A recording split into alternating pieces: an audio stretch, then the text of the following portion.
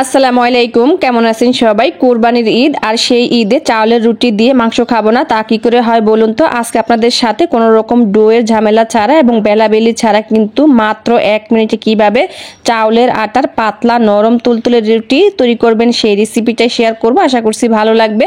তার জন্য এখানে আমি নিয়েছি 1 বাটি চাউলের গুঁড়া। এখানে আমি 1 বাটি ভেজা চাউলের গুঁড়া নিয়েছি আর হাফ বাটি নিয়েছি শুকনা চাউলের গুঁড়া। আপনারা চাইলে যে কোনো একটা নিতে পারেন। দিয়ে দিচ্ছি পরিমাণ মতো লবণ। এখন সব কিছু একসাথে একটু মিশিয়ে নিচ্ছি। এখন অল্প অল্প পানি দিয়ে এটাকে আগে খুব ভালো করে হাত দিয়ে মাখিয়ে নিব। এটা হাত দিয়ে করলেই কিন্তু রুটিটা বেশি ভালো হবে। তবে আপনারা যদি এটা সম্পূর্ণ শুকনা চাউলের গুঁড়া দিয়ে করেন তাহলে এখানে হালকা কুসুম গরম পানি নিতে হবে। এই তো এই পর্যায়ে কিন্তু আমি অল্প পানি দিয়ে এটাকে মেখে নিয়েছি। আর এখন এই অবস্থায় এটাকে ঢাকনা দিয়ে ঢেকে আমি 5 মিনিটের জন্য রেস্টে রেখে দেব। এতে করে আমাদের রুটিগুলো অনেক বেশি সুন্দর হবে। ফিরে এলাম 5 মিনিট পর। 5 মিনিট পর এখন আমি এখানে দিয়ে দিচ্ছি একটা ডিম। এই ডিমটা দেওয়ার কারণে কিন্তু এই রুটিটা অনেক বেশি নরম হবে। আর এটা তৈরি করে আপনি যদি 1 থেকে 2 ঘন্টা পর্যন্ত রেখে দেন কোনো রকম শক্ত হবে না, একদম নরম থাকবে আর খেতে ভালো লাগবে। এখন ডিম দিয়ে আমি কিন্তু এই চাউলের আটাটাকে আরও খুব ভালো করে ফেটিয়ে নিচ্ছি। এখানে আমি আরও একটু পানি দিয়ে দিচ্ছি, তারপর আবার একটু ভালো করে ফেটিয়ে নিচ্ছি। এখন আমি একটা চামচ দিয়ে উঠিয়ে দেখে নিচ্ছি আমার ব্যাটারটা এখানে ঠিক আছে কিনা। ব্যাটারটা আমার কাছে মনে হচ্ছে যেন আরও একটু পানি লাগবে, একটু ঘন মনে হচ্ছে। বেশি ঘন করলে কিন্তু এই রুটিটা ভালো হবে না। তাই আমি আরও 1 টেবিল চামচ পরিমাণ পানি দিয়ে নিয়েছি। পানিটা দিয়ে আবারও খুব ভালো করে নেড়ে ছেড়ে আমি এখানে সুন্দর একটা পাতলা ব্যাটার তৈরি করে নিয়েছি।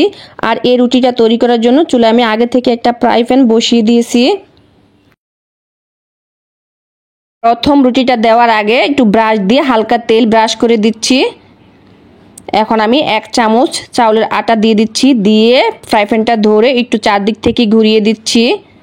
তারপর একটা ঢাকনা দিয়ে ঢেকে দিচ্ছি। আর এখন কিন্তু চুলা আঁচটা আমি একদম মিডিয়াম আঁচ রেখে এই রুটিগুলোকে ভেজে নেব। 1 মিনিটের চাইতে কম সময় লাগবে এই রুটিগুলো তৈরি করতে। কিছুক্ষণ পর আমি ঢাকনাটা খুলে নিয়েছি। আমার প্রথম রুটিটাই কিন্তু হয়ে গেছে। আবারও আমি 1 চামচ আটা দিয়ে আবারও কিন্তু খুব সুন্দর করে চারদিক থেকে ঘুরিয়ে দিচ্ছি। আর এই অবস্থায় কিন্তু চুলার আঁচটা একদম মিডিয়াম আঁচে রেখে রুটিগুলো তৈরি করতে হবে। প্রত্যেকটাই রুটি অনেক বেশি সুন্দর হয়েছে। আর এই রুটিটা দেখে আপনারা নিশ্চয়ই বুঝতে পারতেছেন এটা কতটা পাতলা হচ্ছে।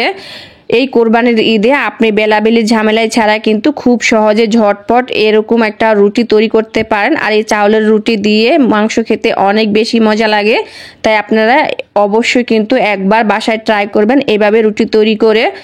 এখানে আমার 1.5 বাটি দিয়ে মাশাআল্লাহ অনেকগুলা রুটি হয়েছে। আর রুটিগুলা দেখুন কতটা পাতলা নরম সফট তুলতুলে হয়েছে। আপনারা বাসায় তৈরি না করলে বুঝতে পারবেন না। এই কোরবানির ঈদে কোনো রকম বেলাবেলি ঝামেলাই ছাড়া ঝটপট এই নাস্তাটা তৈরি করতে পারেন। বাসার সবাইকে নিয়ে খেতে পারেন, সবাই অনেক বেশি পছন্দ করবে।